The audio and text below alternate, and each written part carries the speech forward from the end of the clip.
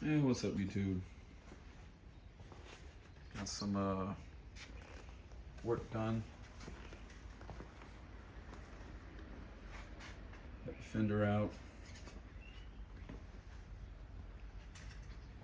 Got some harness labeled.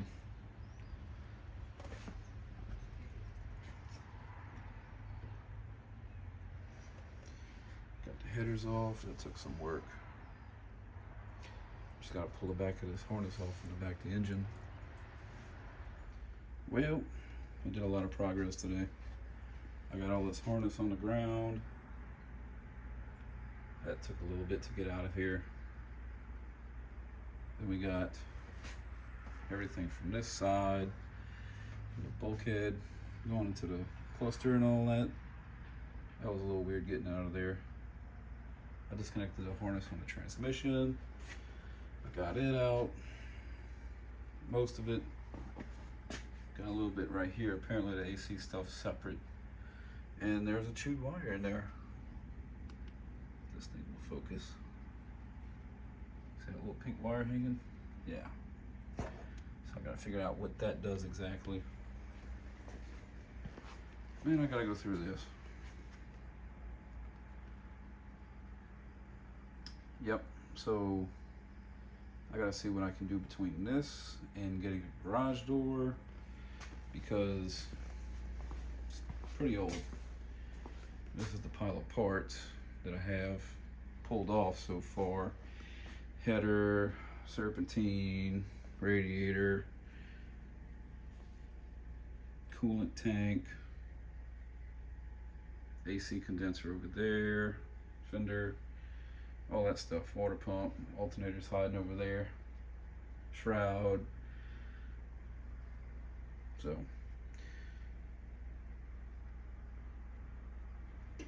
that's all I got for now, for this week.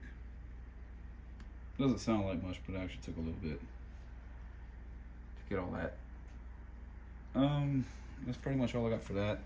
I did find a proper date code on these tires, and they're from 2001, 36 month. So what is that, 24-year-old tires?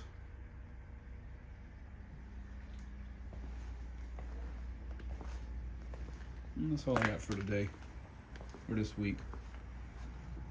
Might have this engine out of here sooner than I thought.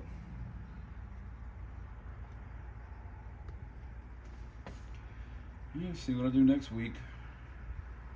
Probably some harness work, maybe. Go underneath there, disconnecting some stuff. Possibly. I don't know. Till then. So I got the old harness out.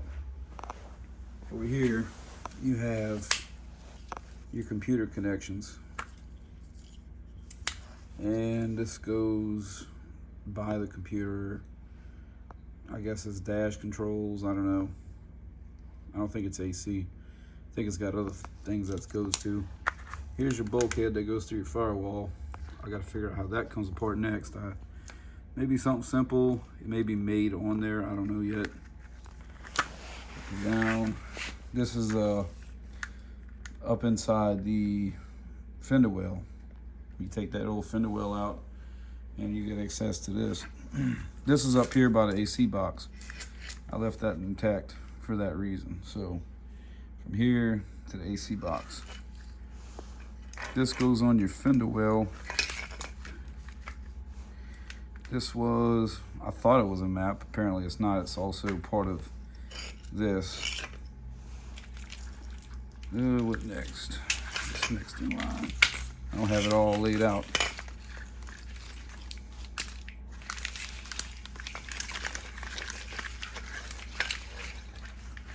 A lot of T connectors.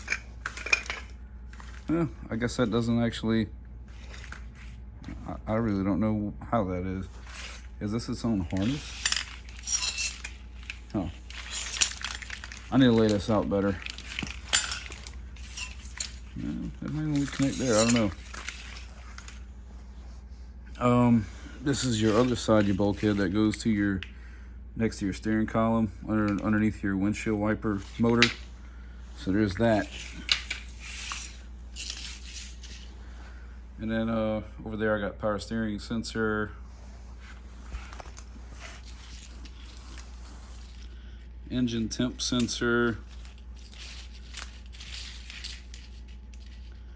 This was a Bank 2 O2 sensor. Here's we gotta go back in the harness for this. This is a knock sensor. This was a computer controlled carburetor. Really weird. And here is the transmission. And that's pretty much all you need to take off to get out the car.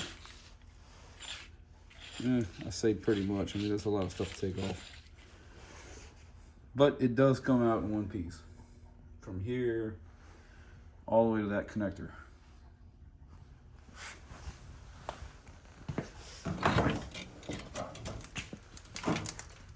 Here's the old computer. It was hiding in the wheel well by the feet, by the kick panel. And it basically hides in this little box by the kick panel. Kind of like right here. So you pull that out. You got access to this. And then there's your hole where it comes through at. So everything for the firewall comes through here. And that other connector that goes to the car's body is right here. So you take that out and the whole harness comes out. I took the glove box off, and that bottom piece of the glove box, it really wasn't bad. It was a total of 4 screws right there. You got that Phillips, and you got another push nut right here. But yeah, that's what I got done. So on to the next part is trying to dissect this harness. Oh, and let's not forget, there's a wire for the glove box to make it not fall all the way out. I took that off. Just get stuff out the way. I don't know how much stuff you're supposed to take off, but more the better. More the better. So, yep.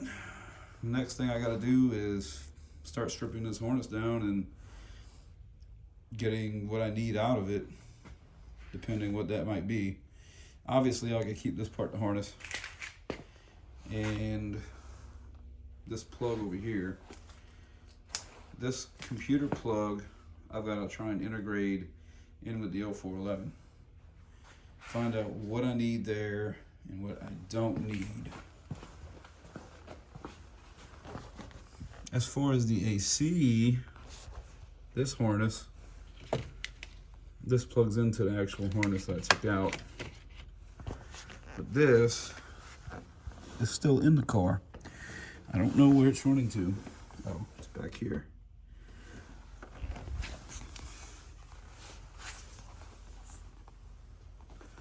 It's got its own way into the firewall, or it could be just part of the AC box. So the AC box will come out. I'm just not ready to take it out just yet, but I'm probably gonna do some pressure washing before I take that out. And I want to take this cowl out, and I'm debating on whether or not I should re-glue the windshield. The windshield's fine, it doesn't have any cracks, but once I get it cleaned up I may see something. But my goal is to cut the windshield out and re-glue it, and if I have any damage underneath here, it needs to be addressed. I mean, this is damage enough right here, and I don't know how far back this paint goes. So it's solid. It looks like it's only on the outside, so I'm gonna go from there and see what I can do. That's about it for this week, though. Again.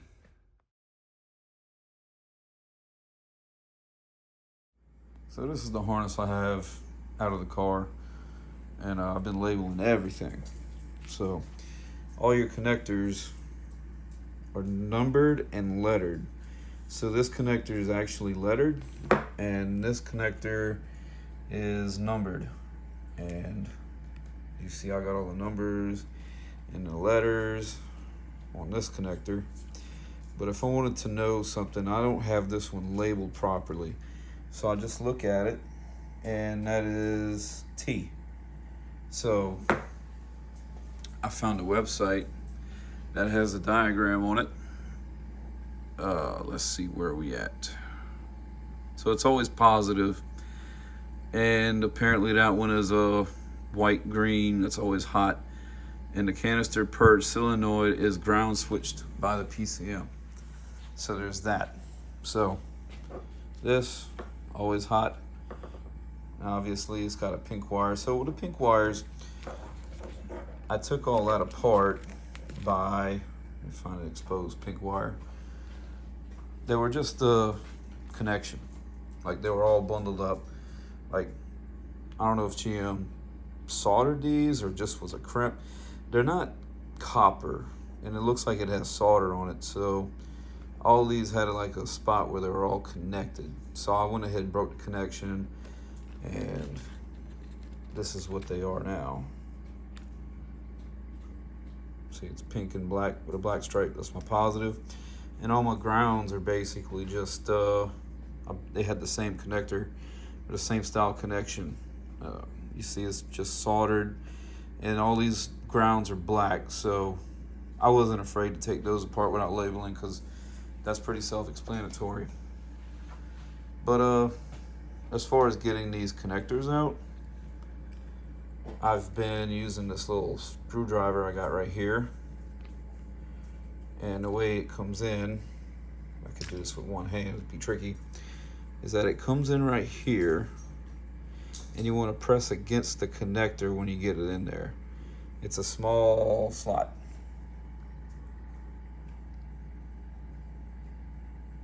See, it's in the connector, between the connector and the plastic. Now you want to pull towards the metal tab on the connector, and that's going to release the wire. I can't pull the wire, but this is the direction that you want to pull to release it from these. I have the phone taped up in a position where I don't have to worry about it. So like I said, we're going back in this connector, the metal part of the connector. Oh, well, that already came out. Let's try another one. Go to this white one, E. So basically, we're gonna come in on the metal tab, get you a small screwdriver, you're gonna pry it towards the metal. You might have to shove in there a little bit. I have to turn my tool around.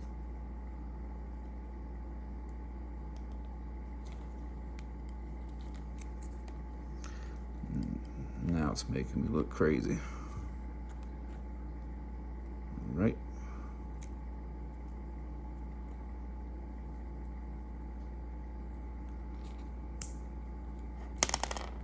I don't know why that made a snap sound. So basically what you're releasing in here,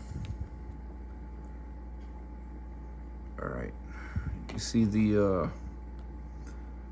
this little piece of metal right here? This is your clip for the plastic. Right here in the middle. This is gonna be your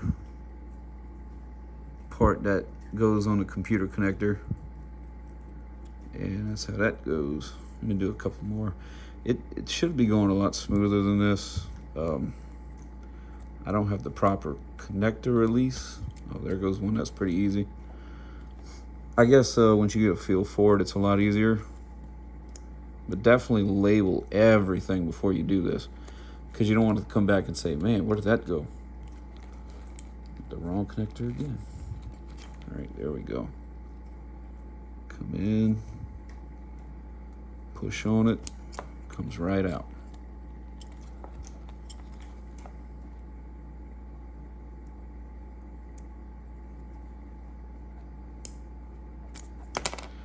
Yeah, I don't know why it's making like a snap sound when I hit the metal. I must be hitting this right here. I might be pressing, I guess I might be going too far in. Let me see if I can't get a better imagination of me going in about that far. This screwdriver might actually be as long where I have it smoothed down. Yeah, it's kind of pretty much. So I could use this as a reference. So let's go to another one. Go here, bottom row flips, and push this way, right out.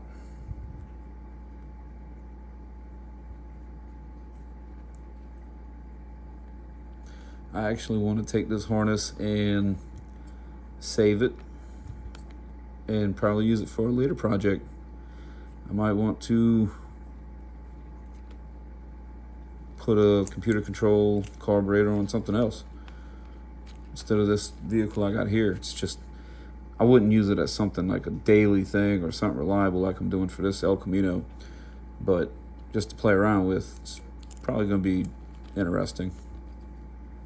I mean, the idea, the concept of it's pretty cool. A carburetor that's computer controlled on your, I think they said it's the smaller blades on the carburetor. Not sure, I don't know the proper terms for carburetors. Not the part that makes the power, and the bigger butterflies, the smaller butterflies. That's the only part that's computer controlled. And that makes sense for like cruising down a highway. You don't want to be running rich, you know? So I might do that. I might actually keep this and play around with it and put that computer controlled carburetor system on something else just to play with it. I do have an S10. I can easily just make it run the fuel injection, but that computer also controlled the ignition. So it didn't just control a carburetor. Right here, got almost all of them out of this connector. All right, some are easier than others. I don't know if that's me not getting them in there correctly or whatever. It's really hard to see. So these little pieces of plastic in here, it's rigid. There is no like give in the plastic. So the plastic stays rigid. So you're not pressing a tab on the plastic. The plastic's doing this job. It's this pin right here in the center of your channel, of the connector. Some focus. Here's the back side of it. So this is what you're pushing in. This makes contact with your computer. This is your stop. That limits it from going through the connector. So that just stops on the plastic. Let's do this connector. I got a few of them out. It feels like it's getting a lot easier to do. It just takes sort of like a little bit of a rhythm to get going. So I push towards the connector, comes right out. It seems like since I was pulling on, let's say I'm pulling on this one while I'm trying to get it to release, it's going to be harder to get it to release, because if you push up, you get a little bit of resistance and it allows your flathead to go in there a little bit deeper. So there's a little tip I just found out. Push this in. It'll drop down a little more and it'll release. If you can see that. Probably not doing the best since I'm focusing on the connector and not the camera. So we're gonna go here. Push up. Push. And release. Now, don't do this unless you have everything labeled. If you don't have everything labeled, you're going to be wondering where that wire went. I'll link the website in the comments of the video, or the video itself at the bottom, so you can check out this schematics I have on the TV, the diagram I have. So yeah, if it's not releasing, just push up on your connector like this. Insert your tool, give it some light pressure. Now you don't want to come out for me. Let's try this again from jump. Push up.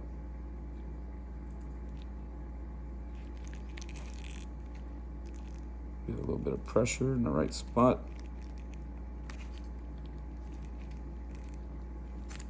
And it comes right out. Truth be told, I have a kit. Let me see if I can't find this kit just to see how easier it is. So I bought this kit a few years ago, and I just don't use it because I'm not really a fan of how thin the metal is on these key releases. This is basically for breaking down harnesses and different types of connectors, and I think I found the best one in my hand for this type of job. I'm gonna try it and see what happens. They're all super thin though, like this is a thicker one, so this might actually be perfect for this. We'll try it anyways. So I think I got a connector right about here. All right, so I got a little bit of resistance, so I'm gonna push in on it. And then I'm gonna shove the release, and it comes right out. So I might have the actual tool right here. That little screwdriver that I made was working, so if you have to make a tool, make one. But if you want a key kit for taking these harnesses apart, you can try it. I wasn't a super fan of them because I really don't use it. There's not a whole lot that I found that it works good for. It's so thin. Here's another one. I gotta push in on it.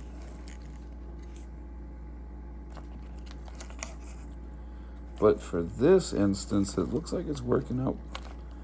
Speaking too soon. Was working out. This is also why I don't like these keys, because they're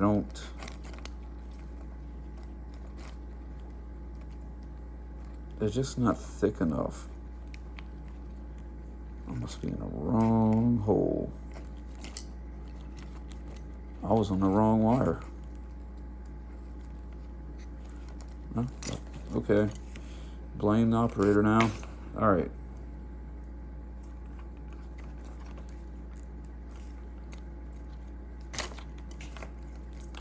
Well, this is going pretty good. Comes right out. Provided you're in the correct hole that you're pulling the wire out of. And this is the last one on the numbered connector. Feels like it needs to be pushed in there. There we go. Right out. Well, that worked better than what I thought. I don't even know if that made it in the video. I was working over here, looks like. So, yeah, I don't have my gimbal. I decided not to bring it outside today, so there's that. So I got the harness all in pieces. Vacuum signal, trans connector. It all came apart without really cutting anything at all. I had to separate a few connections. That was a total of 3 connections. Probably a couple grounds, but they're all the same thing. They all go to a ground somewhere, and they're all tied in. So I had to separate the ground. I have a pink wire in here somewhere. Here it is. And they're all basically just battery positive. This is actually the one that went to the computer itself on the C connector, and they all tie in to one spot. And then the other tie-in I had was a 5-volt reference, and there's a bunch of gray wires, and sensors need those references for computers to get signals. The other side of the harness that I'm working on still would probably be this side. This is your bulkhead connector going to your firewall. It doesn't have a whole lot of connectors. You got a battery and I think this is the alternator connection. Yeah. This goes in the bulkhead. That goes straight to the battery from the alternator. You got your starter. These are 2 red positives that went to the starter. I don't know why they separated them. Temp sensor.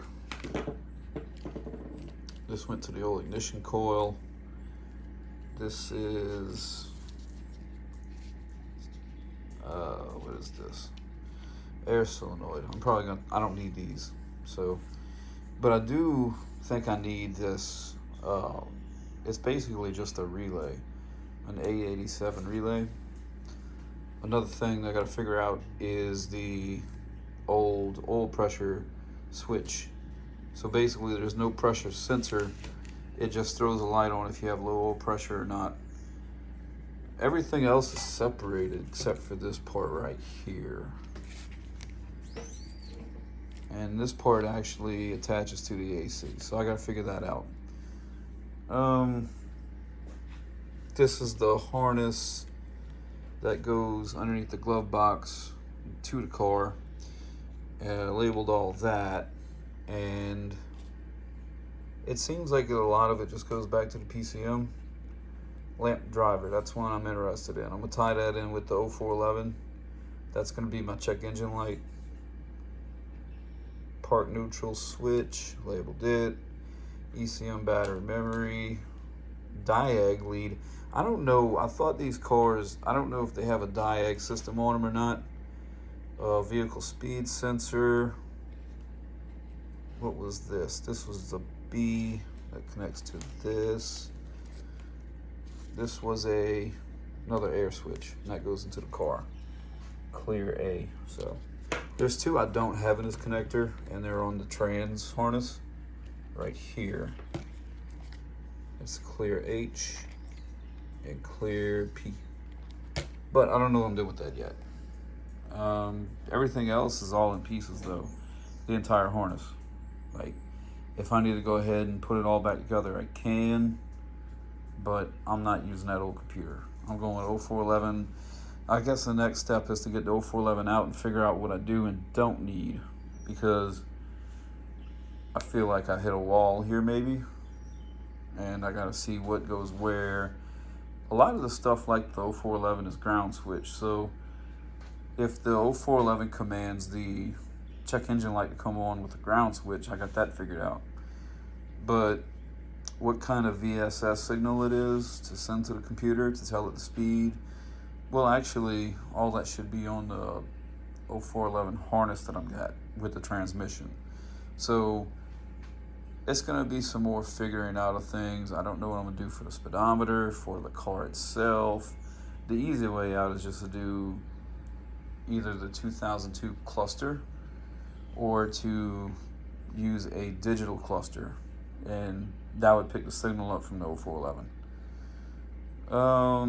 Oil pressure, I don't have a gauge. The car has these lights that indicate whether or not that you have oil pressure or not.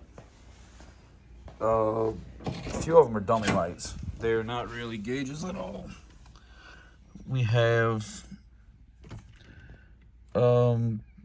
fuel gauge, battery has voltage.